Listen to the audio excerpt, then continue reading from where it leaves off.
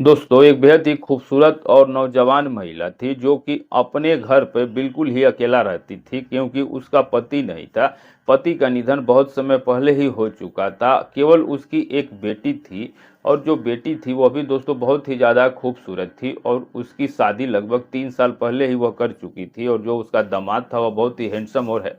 Handsome था और वह अपनी पत्नी को अपने साथ लेकर के पंजाब में ही रहता था। पंजाब के ही दोस्तों एक छोटे से प्राइवेट कंपनी में काम किया करता था जिससे कि अच्छा खासा वो कमा लेता था और उसे अपनी कंपनी से जल्दी छुट्टी नहीं मिलता था। और शादी हो जाने के बाद से एक बार भी वह अपने सासू से मिलने के लिए अपने ससुराल नहीं आया था। और दोस्तों जो वह महिला थी उसके अगल बगल के आस पड़ोस के जितने भी लोग थे, हमेशा दोस्तों वे लोग उस महिला को ताना मारते थे और कहते थे कि इसका बेटी और दामाद अब इससे रूठ चुके हैं, इसीलिए तो शादी करके जब से वह गया है एक बार भी इसके पास मिलने के लिए नहीं आया है।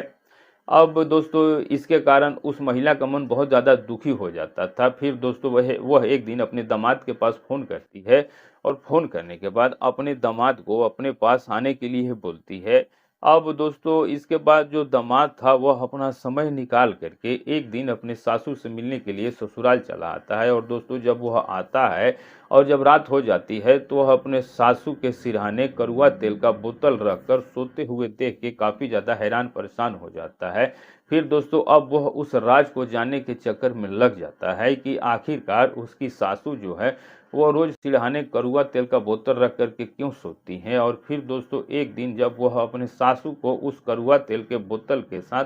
कुछ ऐसे काम करते हुए देखता है कि जिसके बारे में दोस्तों आप कल्पना भी नहीं कर सकते हैं कि आखिरकार एक 40-45 साल की महिला रात में कड़वा तेल का बोतल लेकर के सिरहाने क्यों सोती थी और उस कड़वा तेल के बोतल से आखिर वह क्या करती थी। तो दोस्तों अगर आप लोग इस कहानी के पूरे घटनाक्रम के बारे में विस्तार से जानना चाहते हैं तो मेरे साथ बने रहिएगा इस वीडियो के अंत तक। तो चलिए दोस्तों जानते हैं पूरी घटना को। लेकिन दोस्तों इस घटना में आगे बढ़ने से पहले आप लोगों से बस एक छोटा सा रिक्वेस्ट है कि दोस्तों यदि आप लोगों ने अभी तक अपने इस चैनल को सब्सक्राइब नहीं किया है तो चैनल को सब्सक्राइब कर दीजिएगा और बेल आइकन नहीं दबाया है तो बेल आइकन जरूर दबा दीजिएगा ताकि हमारी वीडियो का नोटिफिकेशन आप तक सबसे पहले जा सके। और दोस्तों अगर आपने कमेंट नहीं किया है तो कमेंट जरूर कीजिएगा। तो चलिए दोस्तों अब बिना देरी किए घटना की शुरुआत करते हैं।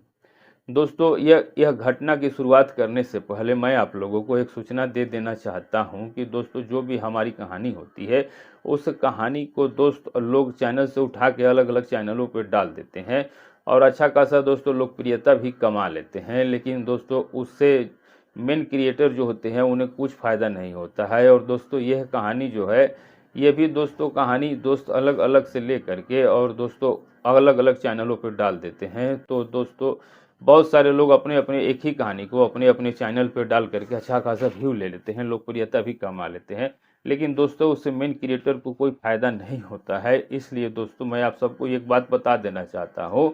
कि दोस्तों जो कहानी को चुरा करके अपने चैनल पे डालते हैं तो दोस्तों ऐसे नकलों से सावधान हो जाइए और सही कहानी और सही व्यक्तित्व को आप पहचानिए। तो चलिए दोस्तों बिना देरी किए घटना की शुरुआत करते हैं। दोस्तों यह घटना की शुरुआत बिहार के जगदीशपुर से होती है। दोस्तों उस गांव में एक सावित्री नाम की बेहद ही खूबसूरत महिला अपने एक बड़े से घर में बिल्कुल अकेला रहा करती थी और उसकी उम्र दोस्तों तकरीबन 40-45 साल के करीब था। और दोस्तों सावित्री का पति नहीं था, पति का मृत्यु बहुत समय पहले ही हो चुका था और दोस्तों केवल उसकी एक बेटी थी। बेटी का नाम दोस्तों किरण था और किरण भी दोस्तों देखने में बहुत ही ज़्यादा खूबसूरत थी और उसकी शादी सावित्री लगभग 2 साल पहले ही कर चुकी थी और वह अपने पति के साथ खुश थी। और दोस्तों जब किरण में गोद में 5 साल की थी तभी दोस्तों उसके ऊपर से उस पिता का साया हट चुका था। तब से सावित्री ही अपनी बेटी किरण को पाल पोस के बड़ा किया था, उसको खूब मान दुलार करती थी और कभी भी एक पल के लिए उसको अपनी आंखों से ओझल नहीं होने देती थी। और जब भी दोस्तों किरण स्कूल जाया करती थी और उसको घर आने में थोड़ी सी भी देरी हो जाती थी तो दोस्तों सावित्री को चिंता हो जाता था क्योंकि सावित्री जो थी वह किरण को बहुत ही लाड़ प्यार के साथ पाल पोस के बड़ा किया था। और अब शादी हो जाने के बाद किरण जब अपने पति के साथ खुश थी तो दोस्तों तभी सावित्री जो थी उसको अपनी बेटी को लेकर के काफ़ी चिंता सताते रहता था। और दोस्तों जो सावित्री का दामाद था उसका नाम संतोष था, और संतोष बहुत सी हैंडसम था, और दोस्तों वह एक पंजाब के छोटे से प्राइवेट कंपनी में काम किया करता था। और वे अपने काम को लेकर के हमेशा ही व्यस्त रहता था, और वह अपनी पत्नी किरण को भी दोस्तों पंजाब में ही एक छोटा सा किराए पर कमरा लेकर के रहता था, और अपने घर पे बहुत कम आता था। और जब से दोस्तों उसकी शादी किरण के साथ हुई थी तब से दोस्तों वह एक बार भी किरण को लेकर के अपने ससुराल नहीं गया था, जिसके कारण दोस्तों सावित्री का मन जो था वो हमेशा व्याकुल रहता था। और सावित्री के अगल बगल के जो पड़ोस के जितने भी महिलाएं थी वो हमेशा सावित्री को ताना मारती थी और कहती थी कि तुम्हारा दामाद जब से शादी करके गया है एक बार भी ससुराल तुमसे मिलने के लिए नहीं आया है, लगता है कि तुम्हारा दामाद तुमसे बिल्कुल ही रूठ चुका है। और दोस्तों जब ये सावित्री अपनी पड़ोस की महिलाओं की इन बातों को सुनती थी तो उसका दिल टूट जाता था, और वह बैठ कर जाकर रोने लगती थी।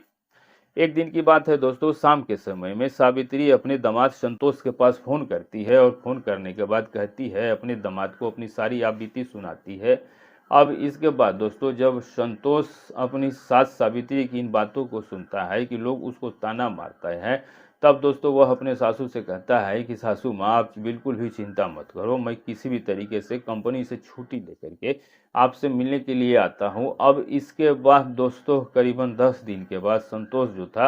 वो अपनी कंपनी से छुट्टी ले लेता है, और अपनी पत्नी किरण को अपने साथ लेकर के सीधे अपनी सासू से मिलने के लिए ससुराल चला आता है। और दोस्तों जब यह आता है तो सावित्री जो थी वह अपने दामाद को जब देखती है तो बहुत ही ज़्यादा खुश हो जाती है। फिर वह उसकी खातिरदारी करती है, और दोस्तों जब संतोष अपनी सास को इस तरीके से खातिरदारी करते हुए देखता है तो दोस्तों वह भी बहुत ज़्यादा खुश हो जाता है, और उसके बाद वह अपने घर का एक कमरा जल्दी जल्दी खाली करने लगती है,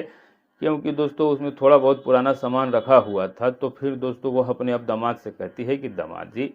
अब आप आ चुके हैं, इसलिए अब आपको इसी कमरे में रहने हैं, गर्मी का दिन है तो आप चाहें तो छत पर भी जा कर के सो सकते हैं, लेकिन मैं आपको छत पे सोने नहीं दूंगी, क्योंकि जो भी आस पड़ोस के लोग हैं और जब आपको वे लोग छत पे सोते हुए देखेंगे तो मुझे ताना मारेंगे और कहेंगे कि इसका दामाद जो है वह पहली बार घर आया है और आने के बाद वह छत पे जाके सो रहा है, तो इससे हमारी काफ़ी ज़्यादा बदनामी होगी, इसलिए आपको नीचे वाले कमरे में ही सोना है। अब इसके बाद दोस्तों सावित्री उस कमरे की अच्छी तरीके से साफ सफाई कर देती है, लेकिन दोस्तों उस कमरे का जो सीलिंग फैन था वो बहुत दिनों से खराब हो चुका था, और इस बात का पता सावित्री को नहीं था कि जो सीलिंग फैन है वो खराब हो चुका है। उसके बाद दोस्तों जब शाम को करीब 9 बजते हैं तो सावित्री अपने दामाद के लिए बहुत अच्छा खाना पकाती है, और फिर दोस्तों दोनों ही बैठ के साथ में खाना खाते हैं। और उसके बाद दोस्तों जो संतोष जो था वो अपना खाना पीना खा लेता है, और जब अपना हाथ धोने के लिए जाता है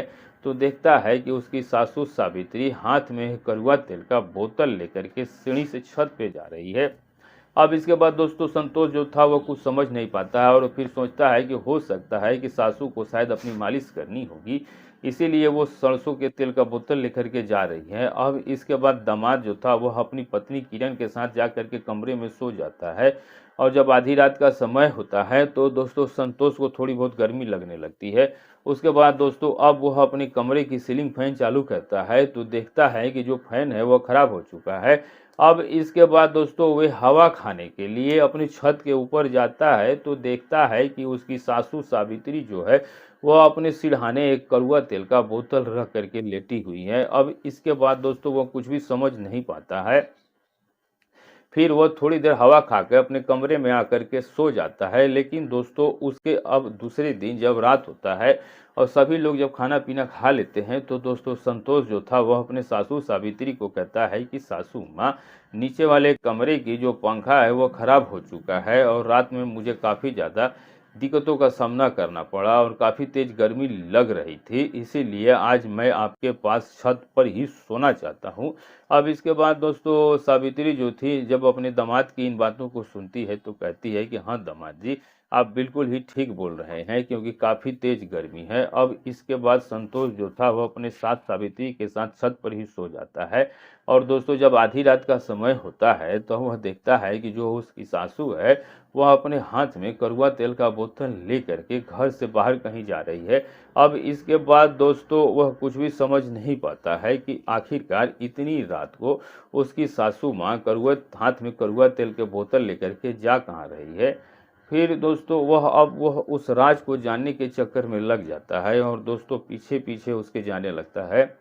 और दोस्तों, जब सावित्री अपने घर से करीबन 200 मीटर की दूरी पे जाती है तो वहाँ पर दोस्तों एक छोटा सा कुटिया बना हुआ था। उस कुटिया के अंदर चली जाती है और दोस्तों संतोष जो था वह भी अब कुटिया के दरवाजे के पास जा करके खड़ा होकर के देखने लगता है कि जो उसकी सास है वो आखिर कर क्या रही है। फिर दोस्तों वो थोड़ी देर के बाद देखता है कि जो सावित्री है वह अपने ही एक हम उम्र के व्यक्ति के साथ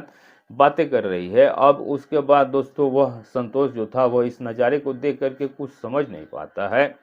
फिर थोड़ी देर तक दोस्तों वह उन लोगों को बातें करते हुए देखता है और उसके बाद वह अपने सासू सावित्री के घर लौटने से पहले ही वह घर पे चला आता है और आने के बाद छत पे जाके चुपचाप सो जाता है। और उसके बाद दोस्तों दूसरे दिन जब रात होती है और जब सभी लोग खाना पीना अपना खा लेते हैं तो फिर दोस्तों आधी रात होने के बाद संतोष देखता है कि जो उसकी सासू माँ सावित्री देवी है वह हाथ में कड़वा तेल का बोतल लेकर के फिर से वह उसी कुटिया की ओर जा रही हैं। अब उसके बाद दोस्तों संतोष जो था वह फिर से अपनी सास सावित्री का पीछा करता है और जा कर के देखता है कि फिर से सावित्री जो है वह उसी कुटिया के अंदर चली गई है और साथ में दोस्तों एक कड़वा तेल का बोतल भी ली है। उसके बाद दोस्तों संतोष कुछ भी समझ नहीं पाता है कि आखिरकार उसका सासू रोज रोज हाथ में कड़वा तेल का बोतल लेकर के उस कुटिया में करने क्या जाती है।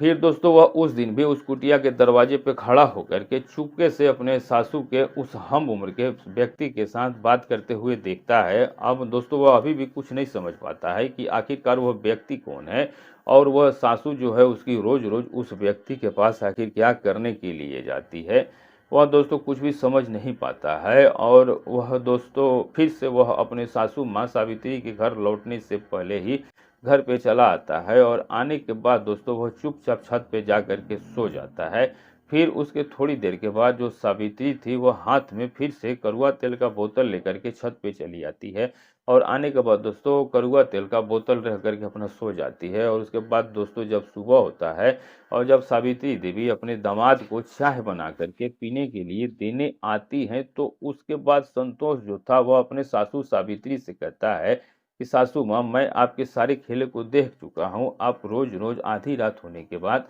हाथ में कड़वा तेल का बोतल लेकर के आखिर उस कुटिया में अधेड़ उम्र के व्यक्ति के साथ क्या करने के लिए जाती हो और आप उस कड़वा तेल के बोतल से करती क्या हो। इसके बाद दोस्तों जब सावित्री अपने दामाद संतोष की इन बातों को सुनती है तो उसके पैरों तले से जमीन खिसक जाता है और वह समझ जाती है कि अब उसका दामाद संतोष सब कुछ देख चुका है और समझ भी गया है। अब इसके बाद दोस्तों वह सोचती है कि अब यह बात छुपाने से कोई फायदा होने वाला है नहीं। फिर दोस्तों वह अपने दामाद से कहती है कि दरअसल दामाद जी बात कुछ ऐसा है कि आपको शायद इस बारे में तो पता ही है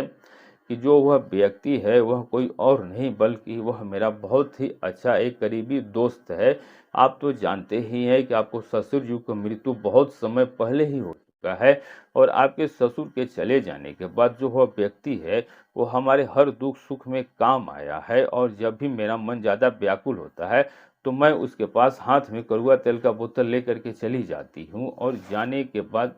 हम दोनों एक साथ मिल करके अपनी सारी आवश्यकताओं को पूरा करती हूँ। वह व्यक्ति मेरा बहुत अच्छा हमदर्द है, वह मेरे हर एक सुख दुख का ख्याल रखता है। उसके बाद दोस्तों संतोष जब अपनी सासू की मुंह से इन बातों को सुनता है तो दोस्तों उसके पैरों तले से जमीन खिसक जाता है और वे सोचने पे आप मजबूर हो जाता है कि आखिरकार जो उसकी सासू सावित्री है वह इस उम्र में भी आखिर ऐसा कैसे कर सकती है।